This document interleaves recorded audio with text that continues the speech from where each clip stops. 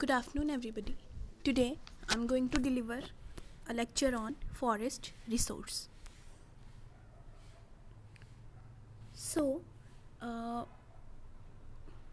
firstly, there is a definition of a resource that the term resource was taken to mean only the natural factors or things like mountains, mineral deposits, forest, animal life, soil, water, air, etc.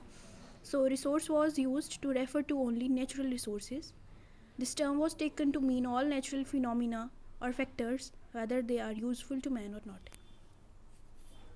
Means resource हम किसी भी natural चीज़ को बोल सकते हैं. Resource एक ऐसी thing है जो हमें नेचर से प्रोवाइड हुई है, जिसको बनाने में ह्यूमन बीइंग का कोई भी रोल नहीं है. जैसे कि माउंटेन्स हैं, पहाड़ हो गए, मिनरल्स हैं, बहुत सारे मिनरल्स हमें धरती के अंदर से मिलते हैं. फॉरेस्ट है, एनिमल लाइफ है, सॉइल, वाटर, इन सबको इंसान ने नहीं बनाया. That are all created by the nature. और रिसोर्सेज जो हैं वो ह्यूमन बीइंग्स के लिए बेनिफिशियल हैं. मींस ह्यूमन बीइंग अपनी डेली नीड्स को पूरा करने के लिए जो भी रिक्वायरमेंट्स उसकी होती हैं वो उसको नेचर से ही वो फुलफ़िल कर पाता है. तो वो हर चीज़ को हम लोग रिसोर्स बोलेंगे. सॉइल है, सॉइल में हम लोग एग्रीकल्चर करते हैं, खेती बाड़ी करके अपने लिए खाना जुटाते हैं.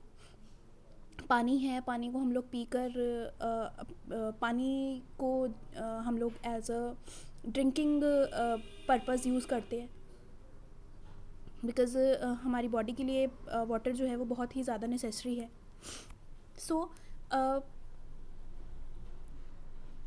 The term was taken to mean all natural phenomena और factors whether they are useful to man और नॉट.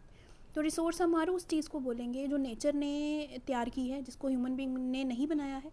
और वो थिंग चाहे इंसान के लिए ज़रूरी है या नहीं है, वो हर नेचुरल थिंग जो इंसान को चाहिए या नहीं चाहिए, उस हर चीज़ को हम लोग रिसोर्स बोलेंगे. मीन्स रिसोर्स हम सिर्फ उस चीज़ को, नेचर की उस चीज़ को ही नहीं बोलेंगे जो ह्यूमन बीइंग के लिए नेसेसरी है, बल्कि नेचर की हर वो थिंग जिसको इंसान नहीं बना सकता है, जो नेचर से प्रोवाइड हुई है नेचुरली, उस हर चीज़ को हम रिसोर्स बोलेंगे. So forest resource is a type of resource. Meaning of the forest. The term forest is derived from the Latin word foris, means outside. Originally it is cultivated an uninhabited village boundary consisting of natural plants like trees and grasses. So forest word जो है वो Latin language से लिया गया है, जिसमें forest word से Latin language की फॉरेस्ट वर्ड से फॉरेस्ट वर्ड बना. फॉरेस्ट का मीनिंग है आउटसाइड, मीन्स बाहर. सो ऐसा एरिया जहाँ पर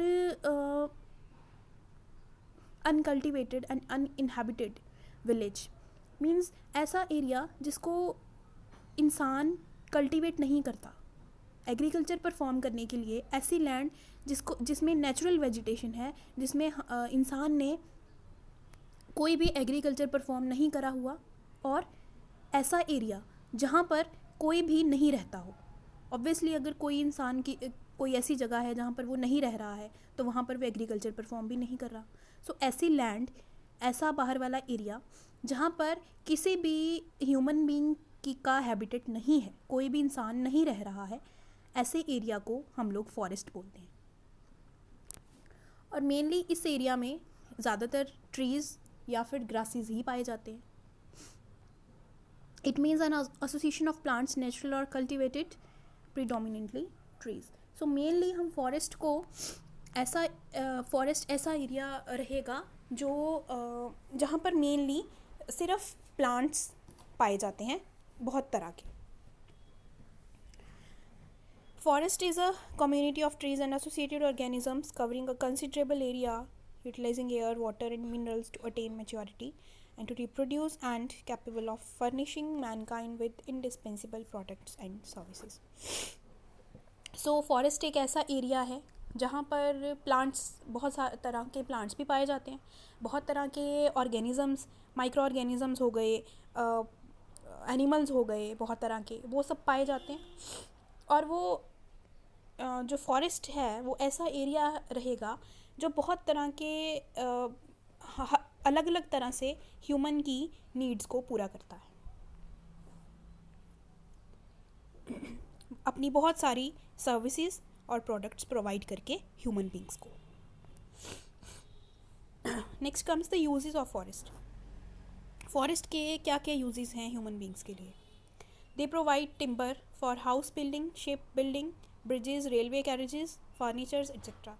फर्नीचर बनाने के लिए, ब्रिजेस बनाने के लिए, हाउसेस बनाने के लिए हम टिम्बर वुड का यूज़ करते हैं, so that's also provided by the plants. They supply fire would and charcoal for fuel in homes and in industries. Would का यूज़ किया जाता है एज अ फायर के लिए। तो घरों में हम लोग कुछ लोग फायर को यूज़ करके मतलब वुड्स का यूज़ करके फायर चलाते हैं, जिससे वो कुकिंग करते हैं। और बहुत सारी इंडस्ट्रीज़ में भी वुड को यूज़ किया जाता है फायर पर्पस के लिए, आग जलाने के लिए। सो फॉरेस्ट में प्लांट्स जो हैं वो हमें वुड प्रोवाइड कर रहे हैं। They provide wood pulp for paper and rayon industries. So wood का जो पल्प है, जो वुड से जो लिक्विड मटेरियल निकलता है, वो भी बहुत तरह की इंडस्ट्रीज़ में पेपर बनाने के लिए उसका यूज़ होता है। They provide Honey for food and medicines. अब बीज़ ने हनी बीज़ होती हैं, उन्होंने शहद की जो मक्खी है वो अपना हाइव जो है वो प्लांट के ऊपर बनाती हैं। सो उस हाइव में से हम लोग उस हाइव को निचोड़ कर हम लोग वहाँ से हनी लेते हैं। उस हनी का बहुत सारे फूड प्रोडक्ट्स में, बहुत सारी मेडिसिन्स में यूज़ होता है। They provide bee wax for candles, medicines, shoe making etcetera. So bee की वही जो वैक्स है, उसके हाइव से जो वैक्स निकलती है हनी बीज़ के, उसको हम लोग कैंडल्स के लिए यूज़ कर सकते हैं, मेडिसिन्स के लिए यूज़ कर सकते हैं, शू मेकिंग के लिए यूज़ कर सकते हैं। They provide canes for basket, mats, chairs, ropes, water sticks and umbrella handles. So wood का यूज़ हम लोग बास्केट बनाने के लिए करते हैं, मैट्स बनाने के लिए करते हैं, चेयर्स बनाने के लिए करते हैं, रोप्स बनाने के लिए करते हैं। Next, they provide sandalwood for carved boxes and some domestic articles. So इस तरह से बहुत सारे वुड्स के यूज़ हैं जो हम लोग कर सकते हैं। और इस तरह से फॉरेस्ट जो है इंसान की बहुत सारी नीड्स को फुलफ़िल करते हैं। They provide tanning materials in the form of wood, barks, leaves, roots and fruits for tanning hides and skin.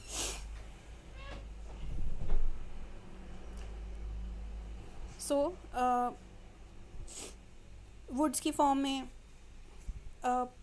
बहुत सारे ऐसे लोग भी हैं जो फॉरेस्ट में रहते हैं, मीन्स उनको हम लोग ट्रिबल पीपल बोलते हैं। तो वो उनके लिए फॉरेस्ट बहुत एक तरह से नेचुरल रिसोर्स है, क्योंकि वो जो आज की जो आधुनिक लाइफ है उससे वो बिल्कुल ही हटके होते हैं। वो उनका सीधा कांटेक्ट नेचर के साथ होता है। सो नेचर के बाग, जो प्लांट की बाग होती है, प्लांट की जो बार्क है, उसको वो यूज़ करते हैं कपड़े पहनने के लिए। फिर लीव्स का यूज़ करते हैं अपने बॉडी को ढकने के लिए। उन्हीं प्लांट्स को वो खाने के लिए यूज़ करते हैं। इस तरह से प्लांट के बहुत सारे ही यूजेस हैं डेली लाइफ में, चाहे वो ऐसा इंसान है जो फॉरेस्ट में रह रहा है, या फिर ऐसा इंसान है जो सिटीज़ में या विलेजेस में रह रहा है। तो हर एक के लिए फॉरेस्ट जो है वो इक्वली तरह से बेनिफिशियल है। बहुत सारी हमारी जो भी डेली रिक्वायरमेंट्स हैं वो फुलफ़िल होती हैं फॉरेस्ट से। So next comes the indirect uses of forest. They stop the rain bearing winds and causes the rainfall. अब कभी कभार मौसम ऐसा होता है कि बारिश के साथ बहुत तेज़ हवा चल रही होती है। सो उस हवा के चलने से जो क्लाउड्स हैं वो साथ के साथ ही विंड के साथ मूव करते जाते हैं, तो एज अ रिज़ल्ट एक पर्टिकुलर एरिया पे बारिश रुक जाती है। लेकिन बहुत सारे फॉरेस्ट जंगल में बहुत सारे पेड़ ऐसे होते हैं होंगे जो हवा को रोकेंगे और हवा को रोक लेंगे, और फिर उस पर्टिकुलर एरिया में बारिश होगी और उस पर्टिकुलर एरिया में पानी की कमी नहीं आएगी। So this is the first point, they stop the rain bearing winds and causes the rainfall. Next, they increase the moisture content in the atmosphere and thereby provide additional precipitation in the locality. Plants जो हैं वो transpiration perform करते हैं water vapours के form में, अपने leaves से वो वाटर को बाहर एयर में भेजते हैं. सो इस तरह से वो वेपर्स जो हैं आगे चल के क्लाउड्स की फॉर्मेशन करते हैं और उससे फिर आगे बारिश होती है. सो एक तरह से प्लांट्स जो हैं वो रेनफॉल कॉज करने में भी बहुत बड़ा रोल प्ले कर रहे हैं. They minimize the extreme variation in climate conditions and make the climate more equable. So एक वाटर साइकिल को मेंटेन करने में प्लांट्स बहुत बड़ी हेल्प कर रहे हैं. फॉरेस्ट में जो प्लांट्स हैं वो बहुत बड़ी हेल्प कर रहे हैं. सो क्लाइमेट कंडीशंस को मेंटेन करने में भी इनका बहुत बड़ा रोल है. They control floods during heavy rain. अब प्लांट्स हैं तो प्लांट्स की रूट्स जो हैं वो सॉइल के साथ अंदर तक बाइंड की हुई होंगी, जिस वजह से अगर कल को फ्लड आता है तो प्लांट्स फ्लड को भी कंट्रोल कर सकते हैं. They prevent soil erosion. Plant की रूट्स जो हैं वो अंदर सॉइल के साथ बहुत अंदर तक बाइंड की हुई हैं. सो सॉइल इरोजन के चांसेस भी कम हो जाते हैं. The thick root of the trees absorb large quantity of water, thus forest help in the flow of rivers and streams. अब प्लांट की जो रूट्स हैं वो बहुत हाई क्वांटिटी में पानी को एब्जॉर्ब करके रखती हैं. सो रिवर्स और स्ट्रीम्स के फ्लो में भी फॉरेस्ट जो है वो बहुत बड़ा रोल प्ले करता है. कि अगर अंडरग्राउंड वाटर लेवल मेंटेन रहेगा तो वहाँ पर रिवर्स के और लेक्स के होने के, मतलब बहुत सारे वाटर रिसोर्सेज के होने के चांसेस उतने ही बढ़ जाएंगे.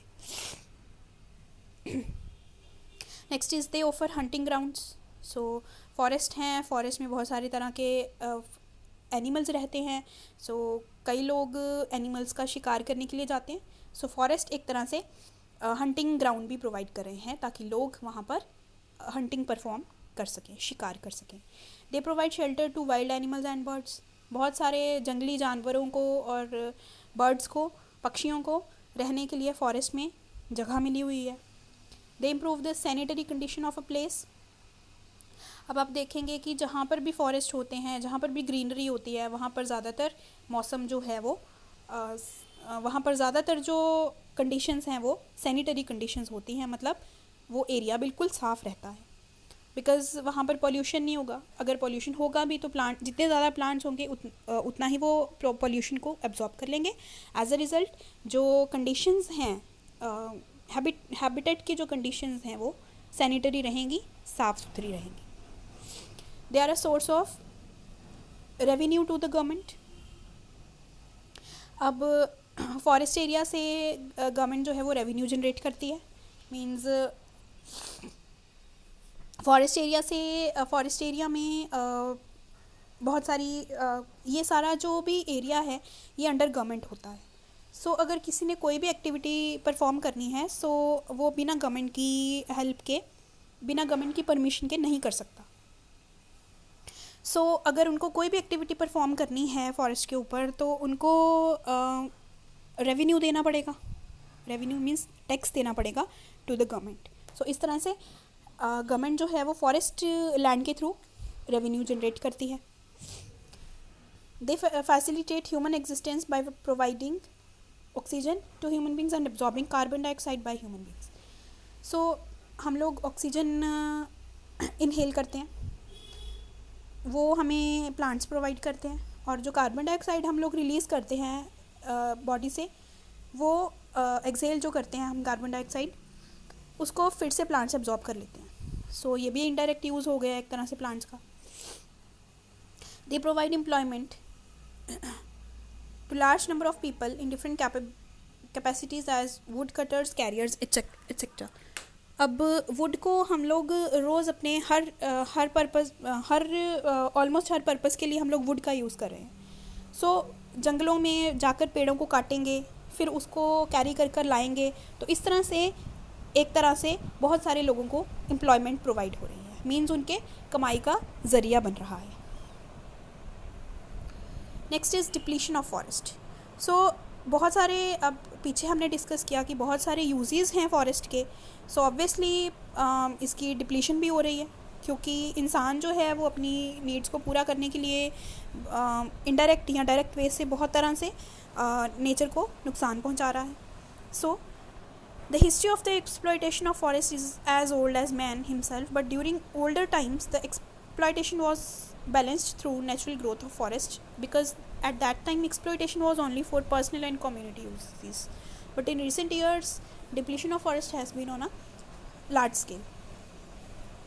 पहले टाइम पर लोग अगर फॉरेस्ट की मतलब ट्रीज़ का अगर यूज़ कर भी रहे थे फॉरेस्ट से, अगर उनको कट भी कर रहे थे अपने पर्पज़ के लिए, तो उस टाइम पर लोग उतने ही पेड़, लोगों में जागरूकता थी और लोग जितने पेड़ काटते थे उतने ही ज़्यादा लगा भी देते थे. लेकिन आज के टाइम पर हम क्या कर रहे हैं कि अपनी नीड्स को फुलफ़िल करने के लिए हम बहुत लार्ज स्केल पे फॉरेस्ट की कटिंग कर रहे हैं. इतने ज़्यादा पेड़ों को हम काट रहे हैं कि उनको उतना हम लगा नहीं पा रहे हैं, जिस वजह से बहुत सारी इन्वायरमेंटल इफ़ेक्ट्स हम लोगों को झेलने पड़ रहे हैं. सो बहुत कौन से ऐसे रीज़न्स हैं जिस वजह से जो फॉरेस्ट की डिप्लीशन है वो बढ़ रही है. Expansion of agriculture, more forest have been cleared for agriculture. So population बढ़ रही है, सो खाने के लिए हम लोगों को उतनी ही ज़्यादा खेती बाड़ी की ज़रूरत पड़ेगी, उसके लिए हमें बहुत ज़्यादा लैंड की ज़रूरत पड़ेगी. सो आज अगर हम फॉरेस्ट की लैंड को ही कट करेंगे ताकि उसको हम एग्रीकल्चरल लैंड में कन्वर्ट कर सकें. सो इस वजह से भी फॉरेस्ट की डिप्लीशन हो रही है. Large areas of forest land have been cleared for urbanisation and human settlements. अब रहने के लिए जगह चाहिए होगी, सो उसके लिए भी हम लोग फॉरेस्ट की डिप्लीशन कर रहे हैं. कमर्शियल एक्सप्लॉयटेशन ऑफ फॉरेस्ट, पैसा कमाने के लिए हम लोग अंधाधुंध फॉरेस्ट को, जंगलों को काटते जा रहे हैं और उतने पेड़ हम लगा नहीं पा रहे हैं. Next, forest fires. सो कभी कभार नेचुरल कॉजेज़ के कारण भी जंगलों में आग लग जाती है, तो उस आग के कारण भी बहुत लार्ज स्केल पे जो फॉरेस्ट हैं वो तबाह हो जाते हैं. Next is mining activities in forest areas. अब जितने भी मेटल्स हैं वो सब हमें, मेटल्स हैं, कोल है, ये सब हमें धरती के अंदर से मिलता है. सो ऐसा फॉरेस्ट लैंड जहाँ पर माइंस हैं, खाने हैं, कोयले की खान है, गोल्ड की माइंस हैं. सो उनको एक्सट्रैक्ट करने के लिए हम पहले ऊपर से लैंड को डिग्रेड करेंगे, पेड़ पौधों को काट देंगे और फिर जाकर हम उसमें डिगिंग करके, उसको खोद के हम उसमें से मेटल्स को या मिनरल्स को एक्सट्रैक्ट करेंगे. सो इस तरह से भी फॉरेस्ट की डिप्लीशन हो रही है. Forest diseases are also partly responsible for depletion of forest. अब बहुत सारे ऐसे नेचुरल कॉजेज़ के कारण भी कभी कभार प्लांट्स को भी कुछ डिजीज़ हो जाती हैं. उन बीमारियों के कारण प्लांट्स जो हैं वो ख़त्म हो जाते हैं. सो ये भी एक तरह का नेचुरल कॉज है डिप्लीशन का फॉरेस्ट की. Adverse effect. अब इफ़ेक्ट्स क्या है डिप्लीशन से? It has contributed to rise in temperature. अब प्लांट्स होते हैं तो बहुत वाटर साइकिल मेंटेन रहता है और टेम्परेचर जो है वो कंट्रोल में रहता है. अगर प्लांट्स नहीं होंगे तो पॉल्यूशन बढ़ेगा. पॉल्यूशन बढ़ रहा है तो ग्लोबल वार्मिंग बढ़ रही है और हमारा जो टेम्परेचर है अर्थ का वो दिन ब दिन राइज़ होता जा रहा है. It has contributed to lesser precipitation. Plants कट गए तो वो जो ट्रांसपीरेशन परफॉर्म करते हैं अपने लीव्स से, जो वो वाटर वेपर्स की फॉर्म में वाटर रिलीज़ कर रहे हैं, वो नहीं कर पाएंगे. सो प्रेसिपिटेशन का जो लेवल है वो भी कम हो जाएगा. प्रेसिपिटेशन की जो क्वांटिटी है वो भी कम हो जाएगी. It is responsible for increase rate of soil erosion. ऐसी लैंड जहाँ से हमने प्लांट्स को काट दिया, अब प्लांट की जो रूट्स हैं वो बाइंड होकर नहीं रह पाएंगी सॉइल के साथ, और अब जब बहुत तेज़ हवा, आंधी तूफान आएगा उससे उस लैंड के उस मिट्टी के खिसकने के चांसेस उतने ही बढ़ जाएंगे. It is responsible for increasing in the frequency and volume of floods. तो अगर प्लांट्स नहीं होंगे तो ऐसे एरिया में फ्लड्स आने के चांसेस भी बढ़ जाएंगे। It has lead to loss of soil productivity. Plants जो हैं वो सॉइल की फर्टिलिटी को मेंटेन रखने में भी हेल्प करते हैं, और अगर प्लांट्स नहीं होंगे तो ऐसी मिट्टी जो है वो बंजर हो जाती है, आगे चलकर उसमें कोई भी क्रॉप हम लोग नहीं लगा सकते।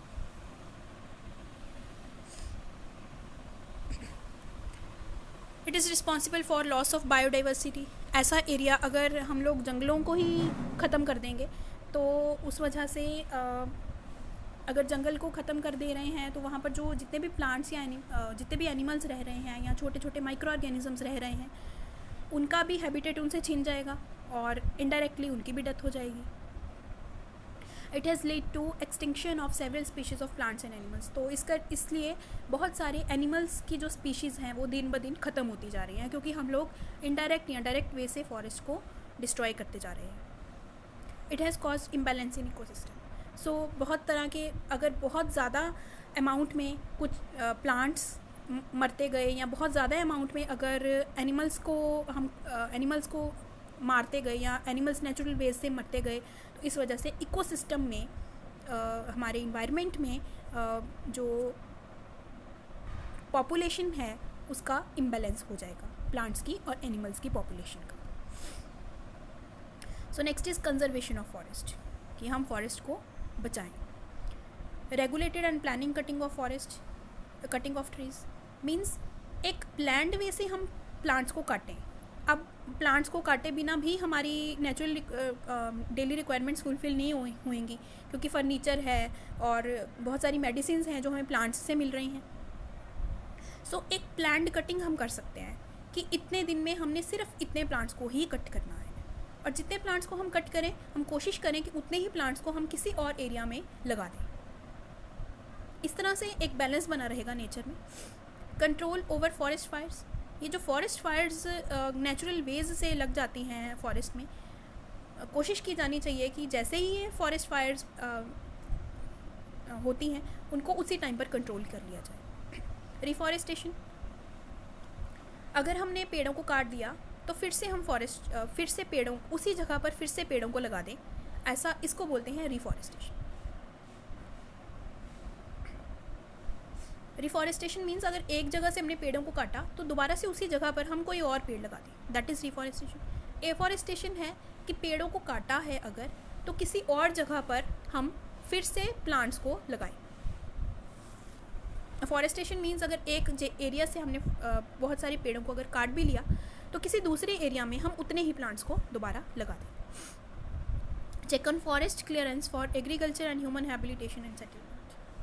सो एक गवर्नमेंट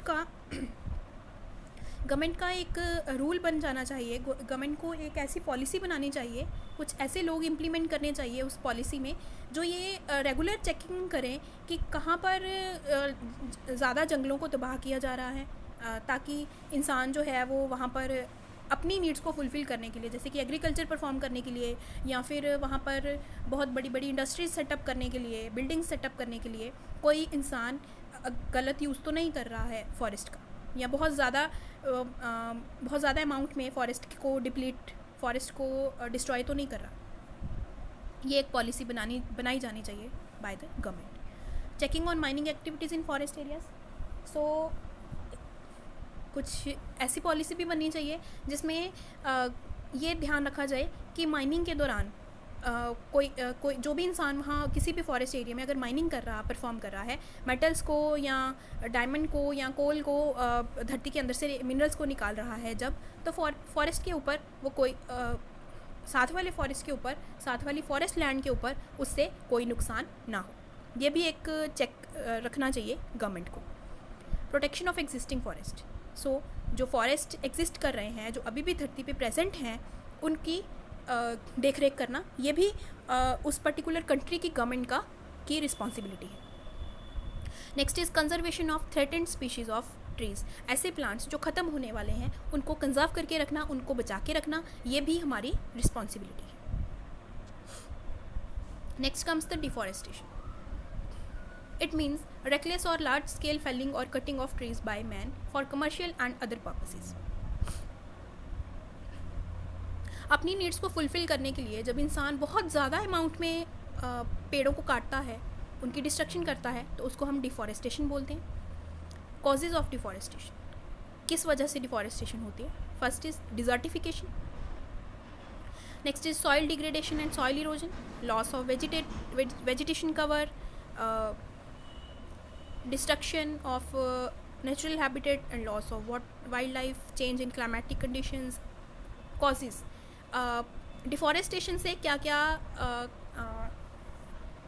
के कौन से मेन कॉजेज़ हैं, किस वजह से डिफॉरेस्टेशन हो रही है?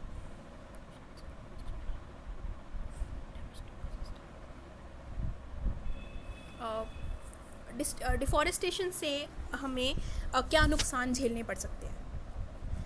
First is डिज़र्टिफिकेशन। डिज़र्टिफिकेशन में हम बात करेंगे लैंड के, सॉइल के बंजर हो जाने के, अनफर्टाइल हो जाने के।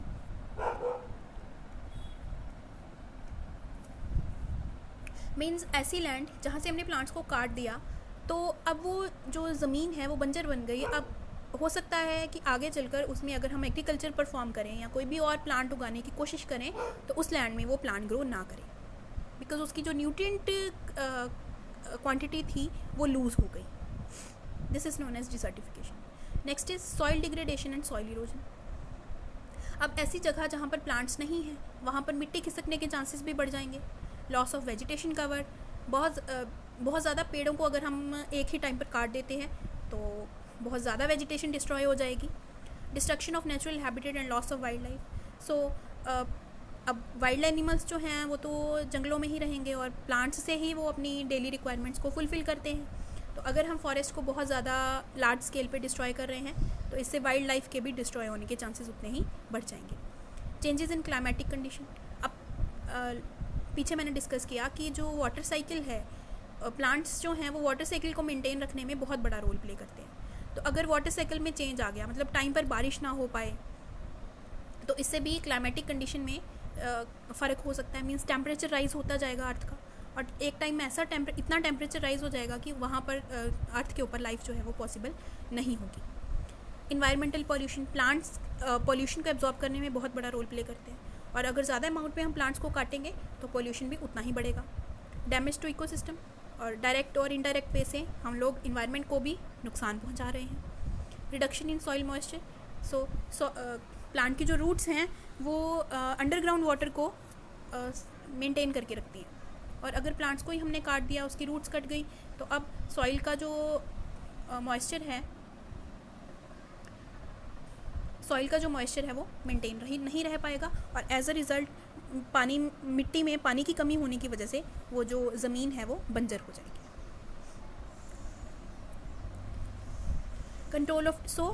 कंट्रोल ऑफ डिफॉरेस्टेशन, कि कैसे हम डिफॉरेस्टेशन को कंट्रोल कर सकते हैं। Prevention of human settlement in forest areas. कोशिश की जाए कि जो पहले से ही सेटल्ड एरियाज़ हैं वहाँ पर ही हम सेटल हों, रैदर देन कि हम जंगलों में जाकर फिर से सेटल हों। मीन्स जो ऐसी लैंड जो पहले ही अर्बनाइज्ड है, जहाँ पर पहले ही बिल्डिंग्स बनी हुई हैं, पहले ही इंडस्ट्रीज़ हैं, वहीं पर ह्यूमन लाइफ को सेटअप करना चाहिए, और अपनी नीड्स को फुलफ़िल करने के लिए, अपनी रीसेटलमेंट के लिए, इंडस्ट्री सेटअप करने के लिए कोशिश करनी चाहिए कि फॉरेस्ट लैंड को हम लोग ना छेड़ें। Next is check on expansion of agriculture into forest lands. So government को पॉलिसी बनानी चाहिए, एक चेकअप रखना चाहिए, ऐसे लोगों की एक टीम बनानी चाहिए जो एक पर्टिकुलर एरिया में जाकर ये हमेशा ध्यान रखें कि ज़्यादा फॉरेस्ट लैंड को एग्रीकल्चर परफॉर्म करने के लिए कहीं लोग उस फॉरेस्ट लैंड को ज़्यादा डिस्ट्रॉय तो नहीं कर रहे हैं। Prohibition of settling up of agriculture into forest lands. So ये एक प्रोहिबिशन होनी चाहिए, ये एक मनाही होनी चाहिए कि बहुत ज़्यादा फॉरेस्ट लैंड को एग्रीकल्चरल लैंड में चेंज ना किया जाए। Check on reckless cutting of trees. एक ऐसी पॉलिसी बननी चाहिए जिसमें लोग ये ध्यान रखें कि कहीं अपनी नीड्स को फुलफ़िल करने के लिए कहीं लोग ज़्यादा फॉरेस्ट की कटिंग तो नहीं कर रहे हैं। Controlled mining in forest areas. Forest areas में माइनिंग जो है, जो हम लोग मिनरल्स या मेटल्स जो हैं धरती के अंदर से निकालते हैं, वो उसमें भी कमी लाई जानी चाहिए। मीन्स फॉरेस्ट एरिया में हमें माइनिंग जो है वो नहीं करनी चाहिए, बिकॉज माइनिंग के दौरान हम लोग बहुत हम ना चाहते हुए भी हम बहुत ज़्यादा फॉरेस्ट लैंड को डिस्ट्रॉय कर देते हैं। सो फॉरेस्ट एरियाज़ में माइनिंग जो है वो उसकी भी मनाही होनी चाहिए। Controlled mining in forest areas. Next is check on construction of large dams in forest areas. So एक गवर्नमेंट को ये भी एक चेक रखना चाहिए कि कहीं डैम्स को बनाते टाइम लोगों ने फॉरेस्ट का मिसयूज़ तो नहीं किया, बहुत ज़्यादा फॉरेस्ट लैंड को